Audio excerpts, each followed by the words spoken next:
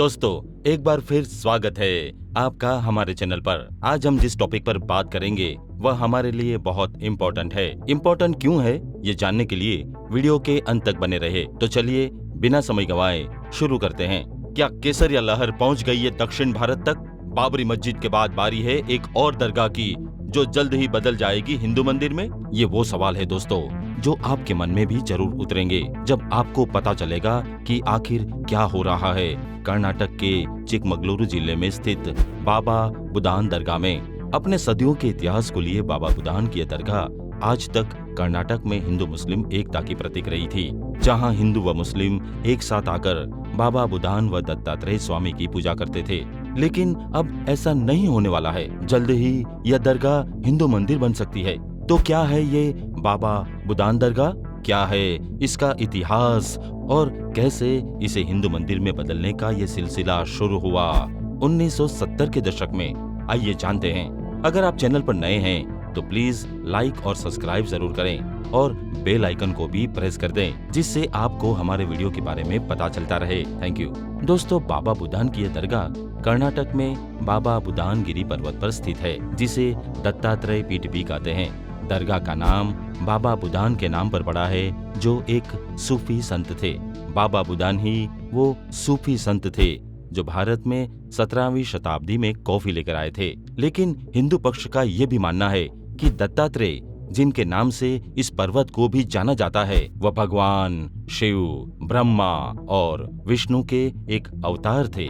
इसीलिए इसे एक संभावित धार्मिक स्थल भी माना जाता रहा है। पर यह अपनी इस मान्यता राजनीतिक और धार्मिक तनाव के कारण विवादास्पद रहा है। 1970 के दशक से ही यह राजनीतिक व धार्मिक विवाद जारी रहा है। अगर इतिहास की माने तो हिंदू और मुस्लिम पक्ष का अलग अलग मानना है। हालांकि 1975 से पहले सिर्फ इसे एक दरगाह ही माना जाता था, जिसमें नीची जाति के माने जाने वाले हिंदू भी जाते थे। पर बाद में कुछ हिंदू समुदायों ने भी अपनी दलीलें पेश की कि इस जगह पर पहले दरगाह की जगह हिंदू मंदिर था। स्वामी दत्तात्रेय का श्री गुरु दत्तात्रेय स्वामी बाबा बुदान दरगाह के नाम से जाने जाने वाली ये दरगाह संत दादा हयात मीर कलंदर से जुड़ी मानी जाती है। इतिहास की माने तो दादा हयात को 11वीं सदी में सऊदी अरबिया से भारत में इस्लाम व शांति का संदेश देने के लिए भेजा गया था।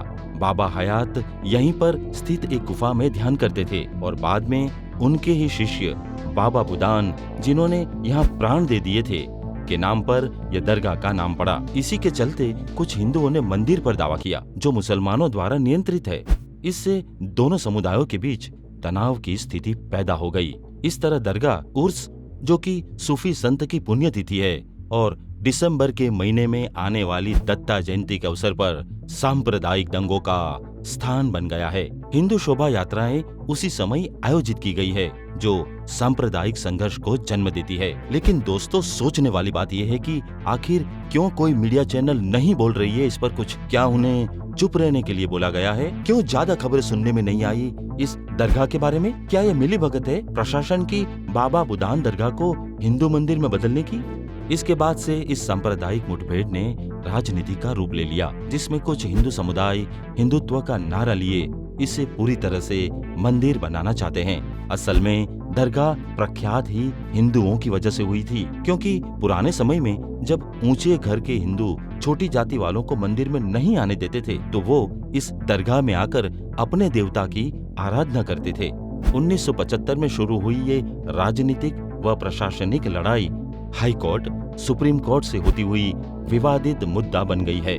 सत्ता पर आने वाली भारतीय जनता पार्टी और हिंदुत्व समुदायों के लिए यह अगला लक्ष्य बन गया है कि बाबरी मस्जिद के बाद अब इस दरगाह का नंबर आ गया लगता है।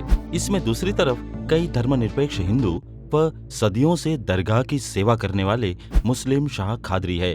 हालांकि 1999 से पहले हिंदू भक्तों के लिए केवल मंदिर में प्रवेश और प्रार्थना के अपने निर्बाध अधिकार की मांग की। उन्होंने कभी भी हिंदू तरीके से प्रार्थना करने या हिंदू अर्चक की नियुक्ति की मांग की और न ही इसे मंदिर के रूप में दावा किया। भाजपा सरकार के सत्ता में आने के बाद सरकार के वकील ने मंदिर में एक हिंदू अर्चक नियुक्त करने की मांग को फिर से रखा। हालांकि ये बता दे कि मंदिर होने का कोई भी पुख्ता सबूत पेश नहीं किया गया था। लेकिन अब ये मामला हिंदुत्व संगठनों के हाथ में जाता हुआ लगता है, क्योंकि भाजपा सरकार ने 18 अगस्त 2022 को सभी प्रशासनिक और धार्मिक गतिविधियों के संचालन, पर्यवेक्षण और मार्गदर्शन के लिए एक प्रशासनिक समिति बनाने का आदेश पारित किया है।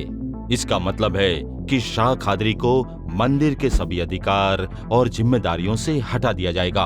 आपको ये बता दें कि इस समिति में हिंदू और मुस्लिम समुदायों के 4 सदस्य शामिल होंगे, जिसके लिए आवेदन मांगे गए हैं। इस ऑर्डर के बाद दैनिक अनुष्ठान के लिए अर्चक व मुजावर की नियुक्ति की अनुमति देता है।